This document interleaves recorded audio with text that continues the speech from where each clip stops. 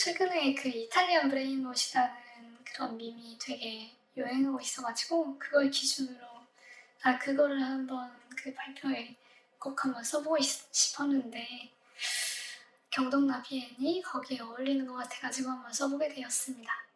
그래서 얘가 이제 얘 이름이 퉁퉁퉁퉁퉁퉁퉁퉁퉁 사우르라고 하는데 이 의인화된 나무인데요. 이 세계관에서 최강자라고 볼 수 있습니다.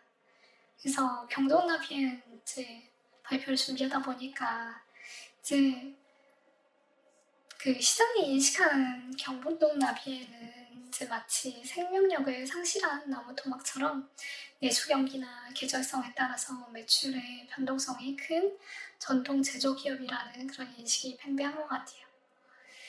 근데 이제 글로벌 진출, 꾸준한 기술 개발, 비행 확장을 통해 가지고 이제 경동나비엔은 글로벌 친환경 공조 서비스 기업으로 좀 진화를 꾀하고 있는 그런 기업이라고 보여졌고, 이제 시장은 이러한 변화를 주가에 반영하는데 좀 인색하다라고 생각했습니다. 하지만 이제 어느 누구도 이 주가 정상화가 언제 이뤄질지는 모릅니다. 그럼에도 불구하고 높은 확률로 언젠가는 이 기업의 변화된 체질이 주가에 반영될 날이 올 거라고 생각되고, 그 계기는 뭐가 될지 아무도 몰라요. 이제 하지만 그런 일이 일어날 가능성이 굉장히 높다라고 생각하고, 그런 레벨업이 없다고 하더라도 현재의 멀티플과 경동나비엔의 성장 추이는 시간이 가면 현재 주가를 더욱더 싸보이게 만들 거다라는 확신을 갖게 해줍니다. 그러면은 제가 왜 이런 생각을 갖게 되었는지 한번 구체적인 기업 현황을 바탕으로 설명을 해보도록 하겠습니다. BMA예요. 그래서 경동나비엔 같은 경우에는 원래 이제 가정용 보일러를 주력으로 가스 보일러, 기름炉보일러 같은 거를 제조 판매하는 생활환경 에너지 기업을 표방하고 있는 기업입니다. 그래서 국내 시장에서는 오랜 기간 품질과 기술력으로 점유율 1위를 유지해왔어요. 그리고 대리점하고 서비스망을 통해서 보일러를 판매 설치하고 사후 관리까지 제공하고 있습니다. 그리고 해외에서는 현지 판매법인을 운영하고 그 다음에 현지 유통망을 통해서 제품을 공급하는 그런 글로벌 전략을 취하고 있습니다. 그래서 전체 매출의 약 70% 정도를 해외에서 창출을 하고 있는 그런 상황입니다. 그래서 보시게 되면은 이제 YOY 매출액이 이제 2013년부터 해가지고 단 한 번도 감소하지 않은 그런 상황이에요. 그리고 매출 총이익 증가율을 보게 되면은 이제 매출 증가율보다 더 낮은 그런 해가 2014년, 18년 두 해밖에 없었어요. 그리고 영업이익률 증가율은 이제 이렇게를 빼고는 계속해서 더 큰 증가율을 보여왔고, 그 다음에 당기순이익도 이렇게 더 빠르게 증가해온 상황입니다. 그래서 이제 수출 비중이 너무 높은 게 좀 리스크가 될 수 있지 않냐라는 그런 질문에 대해서는 이런 식으로 이제 답변이 가능할 것 같아요. 그래서 중국의 현지 공장을 이미 운영하고 있고, 그다음 미국 버지니아주 현지 생산 공장을 2024년부터 가동을 하고 있습니다. 그래서 이제 미국 시장에서 이제 현지화 요구, 그다음에 물류비 부담을 완화하고 있는 그런 상황입니다.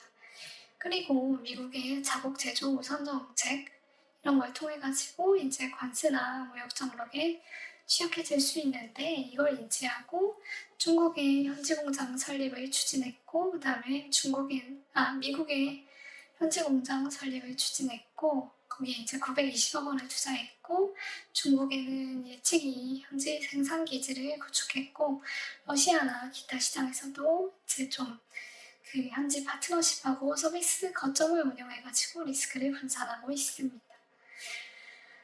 최근에 이제 평택 2공장을 증설을 해가지고 자동화율을 높인 그런 생산 공장을 많이 만들었는데, 그렇게 됐을 때 이제 수출 비용 증가나 아니면 관세 리스크로 작용할 가능성이 있긴 있어요. 근데 이제 거기에 대해서 이제 미국에는 공장을 설립해서, 그리고 중국에도 공장을 설립해서 그걸 통해 가지고 좀 대응 의지를 보였고, 그리고 무역 기조에 선제적으로 대응을 하고 있는 그런 상황입니다. 그리고 구독 서비스를 통해 가지고 인제 좀 매출의 그런 안정성도 확보를 하려고 노력을 하고 있습니다. 다만 인제 아직 인제 구독 매출 같은 경우에 국내 기준으로 3% 수준이고, 해외에서는 아직 구독 매출 전략을 적용하고 있지는 않은 상황입니다. 근데 앞으로 인제 이런 구독 매출의 비중이 늘어난다고 하면은 좀 더 매출 안전성이 높아지지 않을까 생각되고 있습니다.